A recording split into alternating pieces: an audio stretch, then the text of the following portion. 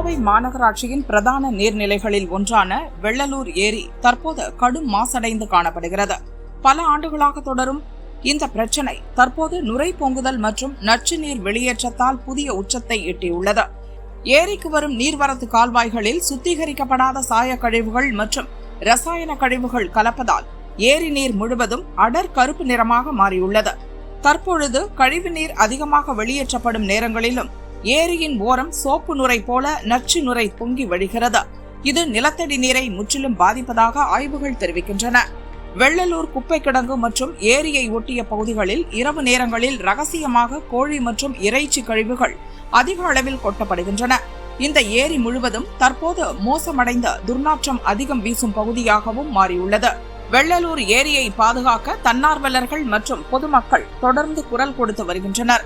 கழிவுநீர் சுத்திகரிப்பு நிலையங்களின் திறனை அதிகரிக்கவும், இறைச்சி கழிவுகளை கொட்டுவதை தடுக்கவும் நிரந்தர கண்காணிப்பு கேமராக்கள் பொருத்தப்பட வேண்டும் என்பது சமூக ஆர்வலர்களின் கோரிக்கையாக உள்ளது. கோயம்புத்தூரோட முக்கியமான நீர் ஆதாரங்கள்னு பார்த்தோம்னா நொய்யல் தான் நம்மளுடைய அன்னை மடின்னு சொல்லணும். சிறுவாணி தண்ணி குடிக்கிறதுக்கான தண்ணியாக இருந்தால் கூட இந்த பகுதியோட மிக முக்கியமான நீர் ஆதாரம் நொய்யல் நதி தான்.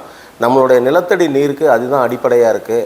ஆனால் அந்த நிலத்தடி நீர் கொடுக்குற அந்த நொய்யல் நதி எப்படி இருக்குதுன்னு பார்த்திங்கன்னா அதோட நிலைமை கொஞ்சம் கவலைக்கிடமாகவே இருக்குதுன்னு சொல்லணும். குறிப்பாக நம்ம கோயம்புத்தூர் பார்க்கும்போது சுற்றி தமிழ்நாட்டில் இருக்கிற மற்ற இடங்களை விட இங்கே நீர் ஆதாரம் குறைவு. ஆனால் மக்கள் தொகை பெருக்கம் அதிகம். தொழில் நகரம்ங்கிறனால தொழிற்சாலைகளுக்கு வேணுங்கிற தண்ணியும் இங்கே தேவை, மக்களுக்கான தண்ணியும் தேவை, சுற்றி இருக்கிற விவசாயத்துக்கும் தண்ணி தேவை. அப்படி இருக்கும்போது இருக்கிற தண்ணீரை மிக சிறப்பாக பயன்படுத்துறதுக்கான என்ன முறையை அதை பண்ணணும். என்னதான் நொய்யலில் தண்ணி வந்தாலுமே கூட நம்ம பயன்படுத்தி வெளியேற்றுற அந்த கழிவு நீர் பூரா பார்த்திங்கன்னா பல இடங்களில் அதற்கான ஏற்பாடுகள் இல்லாததுனால நேரடியாக நொய்யலில் போய் கலக்குது. அது ஒவ்வொரு இடங்கள்லையும் பார்க்குற எல்லாருக்குமே தெரியும். அந்த வகையில் இந்த இடத்தையும் பார்க்கும்போது அப்படி தான் இருக்குது. அரசாங்கம் என்னதான் திட்டம் போட்டாலும் பொதுமக்கள் தொடங்கி எல்லோருமே அதுக்கு ஒத்துழைக்கணும். இப்போ கூட அரசாங்கம் ஒரு 200 கோடி ரூபாய் திட்டம் ஒன்று அறிவிச்சிருக்காங்க. அதில் மிக முக்கியமாக பார்க்க வேண்டியது என்னென்னா கழிவுநீர் சுத்திகரிப்பு நிலையங்களை கண்டிப்பாக அமைக்கணும். நகரத்துக்குள்ளார போகிற எல்லா கழிவு நீருமே சுத்திகரிக்கப்பட்டு தான் வெளியிலே விடணும். அப்படி செஞ்சால் மட்டும்தான் இந்த நதியை காப்பாற்ற முடியும். இந்த நதியை காப்பாற்றுறதுங்கிறது வெறும் நீரை காப்பாற்றுறது மட்டுமல்ல, நம்மளுடைய இப்போ இருக்கிற தற்போதைய வாழ்க்கை, எதிர்கால தலைமுறையோட வாழ்க்கை, இது எல்லாமே கொடுக்கலன்னா அந்த சவுத் ஆஃப்ரிக்காலாம் நடந்த மாதிரி நோ வாட்டர் டவுனாக மாறிட்டோம்னா இந்த நதி நாகரிகம் அப்படிங்கிறதே மக்கள் வாழ்க்கை தான். அந்த மக்கள் வாழ்க்கையோட அடிப்படையே தண்ணீர் தான். அந்த தண்ணீரை கெடுக்காமல் எவ்வளோ தூரம் பயன்படுத்துகிறோமோ, ஏன்னா இயற்கை நமக்கு தூய்மையான தண்ணி தான் கொடுக்குது. அதை நம்மளுடைய வாழ்க்கை முறையினால் அதை மாற்றிடக்கூடாது. அதுக்கான முதல் வாய்ப்பு அப்படின்னு பார்த்திங்கன்னா இந்த சுத்திகரிப்பு நிலையம் தான். இந்த தண்ணி தான் நிலத்தடி நீராக மாறுது. நிலத்தடி நீர்லேருந்து தான் நமக்கு விவசாய பொருட்கள் கிடைக்கிது. அதுதான் நம்முடைய வாழ்க்கை ஆதாரம். அப்படி இருக்கும்போது அதை பாதுகாக்க வேண்டியதும் சுத்திகரிப்பு நிலையங்கள் மூலமாக அதை சுத்திகரித்து விட வேண்டியதும் நம்மளுடைய அடிப்படை கடமை. இதை தனிநபர், நிறுவனங்கள், அமைப்புகள், அரசாங்கம் எல்லாருமே சேர்ந்து செய்யணும். இந்த நொய்யல் நதியோட நீரோட்டம் போகிற எல்லா பகுதியிலுமே ஒவ்வொரு கரையோர கிராமங்கள்லையும் நம்மளுடைய சுத்திகரிப்பு நிலையங்கள் புறமே பார்த்திங்கன்னா மெகா ப்ராஜெக்ட் மாதிரி இருக்குது. ஒரு 50 கோடி ரூபாயில் ஒரு சுத்திகரிப்பு நிலையம் இத்தனை லட்சம் லிட்டர் சுத்திகரிக்கிறது அப்படின்னு. அது ஒரு கோயம்புத்தூர் மாநகராட்சி மாதிரி இடத்துல ஒரு 2 இடத்துல 3 இடத்துல வைக்க முடியும். அதுக்கே ஏன்னா நம்மளோட நிதி நிலைமை அப்படி இருக்குது.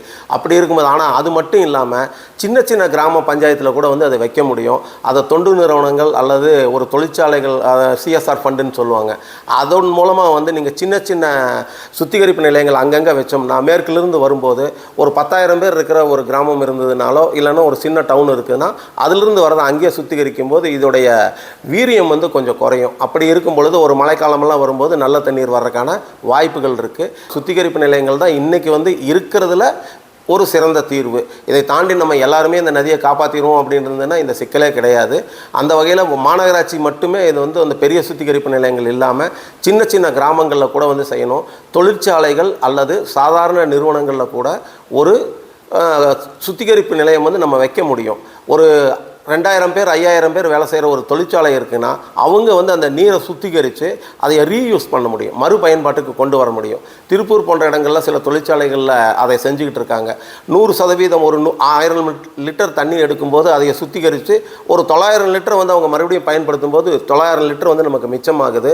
அந்த தண்ணி எதிர்கால தலைமுறைக்கும் கிடைக்கும், இந்த தண்ணியும் கெட்டு போகாமல் இருக்கும். ஏன்னா நம்ம அதை சுத்திகரிச்சிடறோம். அந்த வகையில் வந்து ஏன்னா கோயம்புத்தூர் வந்து பல சிக்கல்களுக்கு தீர்வு கண்டு தான் இந்த நாகரிகம் 1000 வருஷமாக வளர்ந்து வந்திருக்கு.